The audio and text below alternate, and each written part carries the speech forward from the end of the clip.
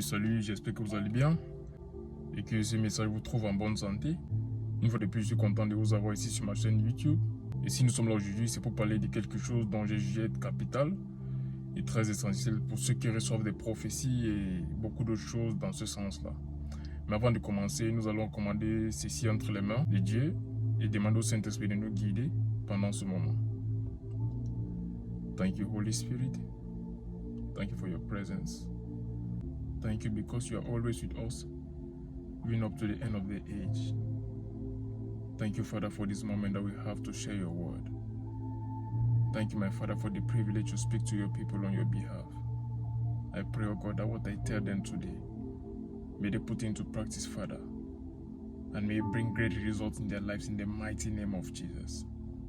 That may this, oh God, advice transform someone. May this advice, oh God, shift someone to the next level in the mighty name of Jesus.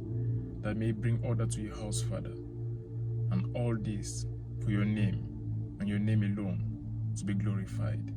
In the mighty name of Jesus. Amen.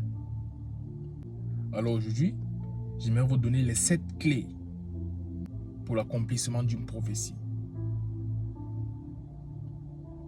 7 choses très importantes pour qu'une prophétie puisse s'accomplir.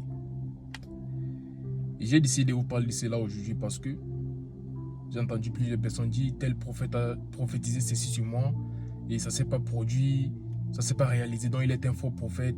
D'autres ont dit on a prophétisé ceci sur moi, j'attends depuis, ça ne s'est pas encore réalisé et tout ça. Et à cause de cela, j'ai jugé ça important de vous parler de certaines choses et vous donner certaines clés très importantes pour l'accomplissement d'une prophétie.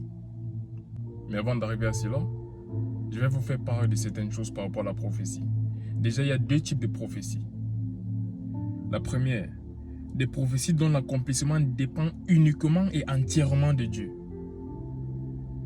Donc, il y a les prophéties dans lesquelles seul Dieu est responsable pour leur manifestation, pour leur accomplissement. Il est le seul et unique responsable de cela. Il y a la deuxième catégorie de prophéties. Des prophéties dans lesquelles Dieu a un rôle à jouer. Et le récepteur a aussi un rôle à jouer pour son accomplissement. Donc il y a aussi une catégorie de prophéties où Dieu a un rôle à jouer et celui qui reçoit la prophétie a également quelque chose à faire afin que cette prophétie s'accomplisse. Maintenant, avant que vous n'ayez à mettre cette clé en pratique ou en marche pour l'accomplissement de votre prophétie, il y a quelque chose qui doit être fait. Et cette chose-là sera faite par celui à travers qui Dieu donne la prophétie. Donc disons en ce cas le prophète en question. Il y a des choses que si le prophète n'a pas correctement, la prophétie sera fausse. Donc s'il transmet cette prophétie à la personne, elle ne va pas s'accomplir. La première de ces choses que le prophète devrait faire, c'est il doit bien recevoir le message que Dieu donne. S'il reçoit mal, il va mal l'interpréter. Et forcément, il va mal transmettre. Et cela sera une fausse prophétie. Donc, elle ne va pas s'accomplir. La deuxième des choses que le prophète devrait faire. Après avoir bien reçu la prophétie, il doit être capable de bien l'interpréter. On peut bien recevoir une prophétie, mais mal l'interpréter. Et si l'interprétation de la prophétie est fausse, sa transmission sera fausse également. Et elle sera une fausse prophétie et ne s'accomplira pas. Troisième chose à faire. Après avoir bien reçu et bien interprété la prophétie, il faut être capable de bien la transmettre. On peut recevoir une prophétie de la part de Dieu, arriver à l'interpréter correctement, mais on la transmet mal. Et parce qu'on l'a mal transmise, cela rend la prophétie fausse parce que ça ne sera plus le même message que Dieu a donné et elle ne s'accomplira pas. Donc de la part du prophète ou du vase à travers lequel Dieu donne cette prophétie, ces 3 choses sont clés. Premièrement, bien recevoir le message. Deuxièmement, être capable de bien interpréter le message que Dieu donne. Et troisièmement, être capable de bien transmettre ce message. Si tu arrives à faire ces 3 choses correctement, en tant que le vase que Dieu utilise ou bien en tant qu'un prophète, alors tu pourras efficacement transmettre le message que Dieu t'a donné. Maintenant, de la part de celui qui reçoit la prophétie, voici les 7 choses clés à faire si tu veux que la prophétie s'accomplisse. La première, avoir la foi. La Bible dit dans le livre d'Hébreux, chapitre 11, verset 1, « Or, la foi est une ferme assurance des choses qu'on espère, une démonstration de celles qu'on ne voit pas. » Tu dois être capable de croire en ce que Dieu dit. Tu dois être capable de croire en cette parole-là que Dieu t'a donnée. La deuxième chose à faire, c'est de croire en Dieu et de croire en son prophète. 2 Chroniques, chapitre 20, verset 20. Le lendemain, il s'est mis en marche de grand matin pour le désert de Tekoa. À leur départ, Josaphat se présenta et dit, « Écoutez-moi, Juda et habitants de Jérusalem. Confiez-vous en l'Éternel, votre Dieu, et vous serez affermis. Confiez-vous en ses prophètes et vous réussirez. » Alors ici, il est question de croire au Dieu qui a donné la prophétie. Et aussi de croire en son vase ou en son prophète à travers qui la prophétie est venue. Tu dois croire que le Dieu qui t'a donné cette parole est capable de l'accomplir. Tu dois aussi croire au prophète à travers qui Dieu te donne le message. Plusieurs personnes doutent des prophètes que Dieu utilise pour leur parler, mais s'attendent quand même à ce que la prophétie se réalise. Ça ne se fait pas. La prophétie vient de Dieu, mais à travers un homme. Alors tu dois croire en cet homme et au fait qu'il soit un vrai messager de Dieu envoyé vers toi pour te parler de la part de Dieu, pour qu'une prophétie qu'il donne s'accomplisse dans ta vie.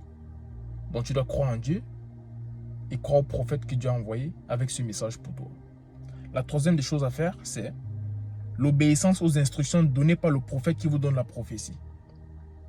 Il n'est pas juste suffisant d'écouter une prophétie et d'attendre son accomplissement.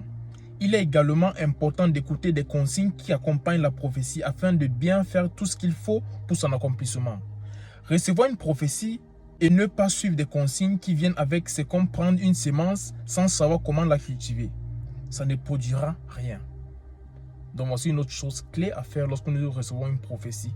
C'est de recevoir des consignes qui viennent avec. Parfois nous sommes excités par la parole que Dieu donne. Nous sommes tellement en joie que nous oublions ce qu'il faut faire. Nous oublions les consignes qu'on donne avec ces prophéties-là. Et c'est impossible que cette semence puisse produire si on ne sait pas comment la cultiver. La quatrième des choses, des déclarations de foi. Il faut faire des déclarations de foi. Jean chapitre 1, verset 1 à 5. Au commencement était la parole, et la parole était avec Dieu, et la parole était Dieu. Elle était au commencement avec Dieu. Toutes choses ont été faites par elle, et rien de ce qui n'a été fait sans elle. En elle était la vie, et la vie était la lumière des hommes. Et la lumière, lui, dans les ténèbres, et les ténèbres ne l'ont pas comprise. La première raison pour laquelle tu dois faire des déclarations de foi, c'est avec la parole que la création s'est faite. Alors ce que tu déclares avec foi est ce qui arrivera. Donc quand tu reçois la prophétie, tu dois continuer à déclarer cela même si ce que tu vois physiquement est différent. C'est ça la foi. Dire des choses comme si elles existaient déjà. Aussi nous voyons en Jean chapitre 1 verset 5 où la Bible parle de la parole qui est la lumière.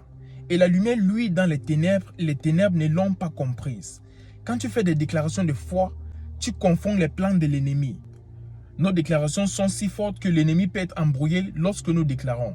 Alors il est de notre devoir de faire des déclarations de foi quand nous recevons une prophétie si nous voulons la voir s'accomplir. La cinquième clé, prier sans cesse, des prières de combat spirituel et de foi.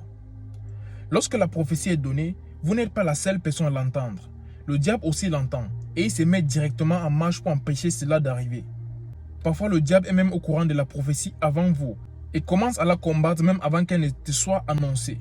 Le diable n'est pas omniprésent ni omniscient, mais il a été au ciel et il sait comment les choses fonctionnent. Lorsque le diable voit dans l'esprit qu'il y a une concentration des anges dans un territoire ou chez une personne, il sait que Dieu veut faire quelque chose de grand et il commence à combattre directement sans même savoir ce que ces choses-là est. Donc lorsque le diable voit une concentration des anges quelque part, soit chez une personne, dans un territoire, il sait directement que Dieu veut faire quelque chose là-bas. Alors il commence directement à combattre le plan. Lorsque la prophétie est annoncée, il est maintenant au courant de ce que Dieu a prévu faire. Et là, il combat plus et de façon stratégique. Et en tant qu'enfant de Dieu, tu dois savoir que c'est une déclaration de guerre. Alors tu dois utiliser ton arme de guerre qui est la prière. La prière est l'arme la plus fatale que Dieu a donnée à l'Église, surtout le parler en langue. Ça génère de la puissance dans le monde spirituel pour mettre à l'œuvre ce que désire celui qui prie. Aussi, la prière est ce qui fortifie les anges que Dieu nous donne. Alors, quand tu ne pries pas, ton ange n'est pas fort et il ne peut gagner des combats pour toi. Plus tu pries, plus ton ange est fortifié pour combattre pour toi et tu reçois la victoire. Donc, c'est incontournable de prier sans cesse quand tu reçois une prophétie si tu veux qu'elle s'accomplisse. Premièrement, la prière, c'est notre arme la plus fatale. Donc nous devons l'utiliser lorsque nous recevons des prophéties parce que c'est une déclaration de guerre contre le diable. Et deuxièmement, ce sont nos prières qui fortifient les anges que Dieu nous a donnés. Donc plus tu pries, plus tu fortifies ton ange. Par conséquent, il peut gagner plus de combats et des batailles en ta faveur. Le sixième point, méditer sur la parole de Dieu. Méditer sur la parole de Dieu nous rassure parce qu'en elle, nous trouvons des promesses de Dieu pour nous et aussi des instances où Dieu a prouvé sa fidélité à ses enfants dans la Bible. Aussi en elle, nous verrons comment d'autres personnes dans la Bible ont reçu des prophéties et ce qu'elles ont fait jusqu'à ce que cela s'accomplisse. Alors dans la Bible, premièrement, nous sommes rassurés parce qu'il y a des promesses de Dieu qui s'y trouvent. Et aussi en elle, nous avons des exemples d'autres personnes qui ont reçu des prophéties et ce qu'elles ont fait jusqu'à ce que ces prophéties-là se réalisent. Alors, ils sont des exemples pour nous et nous pouvons copier cela pour aussi voir les prophéties que Dieu nous a données se réaliser. Et la septième clé, la patience et la persévérance. La patience parce que ça peut prendre du temps pour que la prophétie s'accomplisse. La persévérance parce qu'il y aura beaucoup de combats de la part du diable qui vont peut-être nous amener à vouloir douter de la prophétie et nous amener à nous décourager et abandonner. Mais nous devons être endurants et nous devons persévérer. La prophétie est une semence qui est plantée. Elle doit être arrosée par la prière et la parole. Et puis nous devons donner du temps à cette semence de se développer et porter du fruit. Donc il faut la patience et la persévérance. La patience, pourquoi? Ça peut prendre du temps.